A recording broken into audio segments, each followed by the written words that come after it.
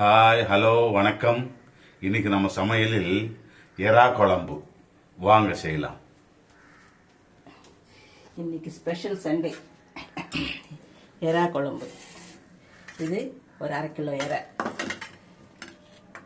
ஒரு சின்ன சின்ன தக்காளி, நாட்டு தக்காளி ஒரு 4-5 தக்காளி கட் பண்ணியிருக்கேன்.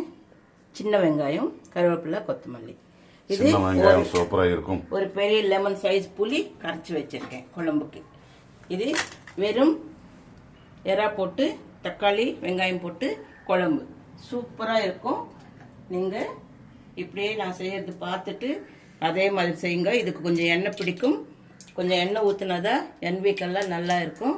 அதனால நான் ஒரு 4-5 ஸ்பூன் எண்ணெய் விட்டுருக்கேன். பாருங்கள், இதுதான். இதுக்கு தாளிக்கிறதுக்கு கொஞ்சம்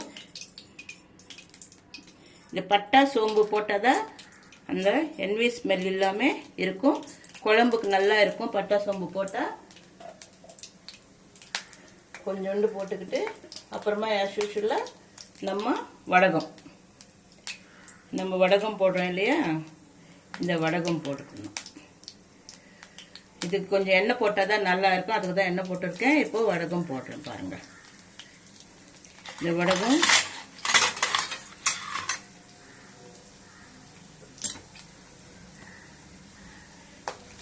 கொஞ்சம் ப்ரௌன் கலருக்கு வரணும்.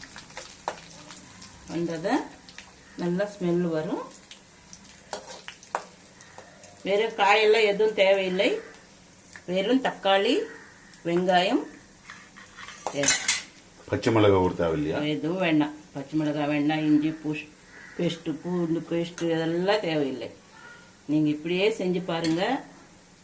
இது ஒரு டேஸ்ட்டு நல்லா இருக்கும். எண்ணெய் நான் போதும். உங்களுக்கு தேவைன்னா இன்னும் 2 ஸ்பூன் நீங்கள் போட்டுக்கலாம். தேவைப்படாதுன்னு நினைக்கிறேன். இப்போது இந்த சின்ன சின்ன வெங்காயம் நான் நல்லா க்ளீன் பண்ணி நறுக்கி வச்சுருக்கேன். போட்டுடலாம். இந்த வெங்காயம் போட்டால் நல்லா இருக்கும் குழம்புக்கு. அதனால தான் இந்த சின்ன வெங்காயம் போட்டிருக்கேன். பார்த்தீங்களா? இந்த கருவேப்பிலை மட்டும் தாளிக்கிறதுல போட்டுடுங்க. கொத்தமல்லி வேணுமுன்னா அப்புறமா போட்டுக்கலாம். கொஞ்ச நேரம் வெங்காயம் வதங்கணும். கொஞ்ச நேரம் வதங்கினதுக்கப்புறம் இப்போ தக்காளி கூட சேர்த்துக்கலாம். இதை பாருங்கள், நான் ஒரு 3-4 தக்காளி போட்டிருக்கேன். சின்ன சின்னதாக இருக்கிறதுனால நீங்கள் பெருசானா ஒரு 2-3 போட்டுக்கலாம். கொஞ்சம் நிறைய தக்காளி போட்டால் தான் நல்லா இருக்கும் எறா குழம்புக்கு. இது அப்புறமா லாஸ்ட்டில் போட்டுக்கலாம். இப்போ தேவையில்லை. இது நல்லா வதங்கணும்.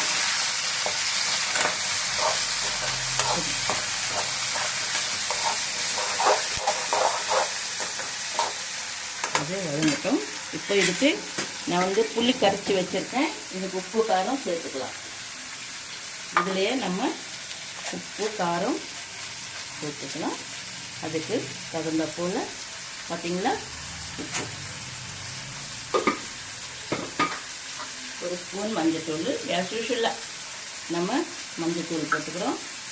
கொஞ்சம் காரம், இதுக்கு தகுந்த போல் காரம்.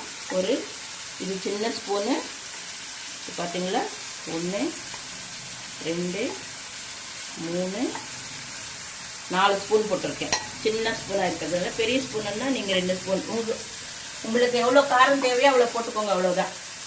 ஏன்னா இதுக்கு கொஞ்சம் உப்பு காரம்லாம் நல்லா போட்டால் தான் குழம்பு நல்லாயிருக்கும். இன்னும் தக்காளி போட்டுருக்கோம், நிறைய வெங்காயம் போட்டுருக்கோம். நல்லா வதங்குது. அந்த சோம்பு பட்டை போட்டதும் அந்த வடகம் போட்டதும் நல்ல சூப்பரான ஸ்மெல் வரும்.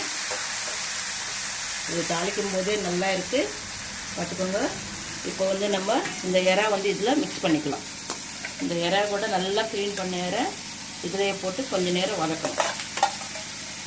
தண்ணி இல்லாமல் நல்லா பிழிஞ்சிட்டு போட்டுங்க. எறா குழம்பு இது நிறைய பேருக்கு எறா குழம்பு பண்ணுறது தெரியாது. எறா தொக்கு மட்டும்தான் பண்ணிக்குவாங்க. இந்த மாதிரி குழம்பு வச்சு சாப்பிட்டு பாருங்கள், நல்லா இருக்கும். நீங்கள் ஸ்கிப் பண்ணாமல் பார்த்தீங்கன்னா தான் இது எப்படி நான் செய்கிறேன்றது உங்களுக்கு புரியும். இது நல்லா கொஞ்ச நேரம் வதங்கினதுக்கப்புறம் இந்த இதில் போட்டு நல்லா கொதிக்க வைக்கணும். ஒரு 15 நிமிஷத்துக்கு மேலே கொதிக்கணும். பார்த்தீங்களா, எறா நல்லா கொஞ்ச நேரம் போட்டு வதக்குனதும் இப்படி ரவுண்டாக வந்துடுச்சு. இப்போ இது வந்து நம்ம இந்த குழம்புல போட்டுக்கலாம். எல்லாம் ஒன்றா போட்டு ஒரு 15 நிமிஷம் கொஞ்ச நேரம் ஹை ஃப்ளேமில் வச்சு கொதிச்சதுக்கப்புறம் அப்புறமா சிம்மில் வச்சிடலாம்.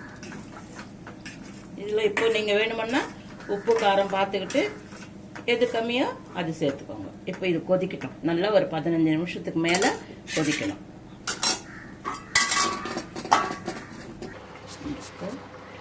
குழம்பு ரெடி ஆயிடுச்சு. நல்லா சுண்டி பார்த்தீங்களா, எறா குழம்பு சூப்பரான டேஸ்டில் நல்லா இருக்கு. இப்போ வந்து கடைசியில் நம்ம இந்த கருவேப்பிலை இதில் போட்டுக்கலாம். இந்த மசாலா போட மாட்டீங்களா? போடுறேன். நம்ம வீட்டு மசாலா கொஞ்சம் போட்டாதான் சூப்பராக இருக்கும். இது நிறையெல்லாம் தேவையில்லை. நம்ம முன்னாடியே கொஞ்சம் சோம்பு கொஞ்சம் பட்டை போட்டிருக்கிறோம்.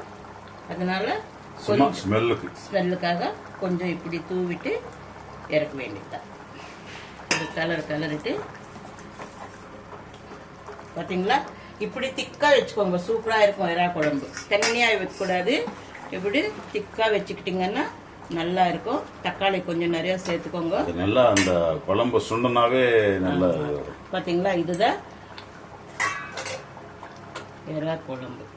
நிறைய பேர் சாப்பிட மாட்டாங்க, தெரியாது எறா குழம்பான்றவாங்க. நீங்கள் செஞ்சு பாருங்கள் எப்படி டேஸ்ட்டுங்கிறது நீங்கள் கமெண்ட்டில் வைங்க. லைக் பண்ணுங்கள், ஷேர் பண்ணுங்கள். Okay, thank you.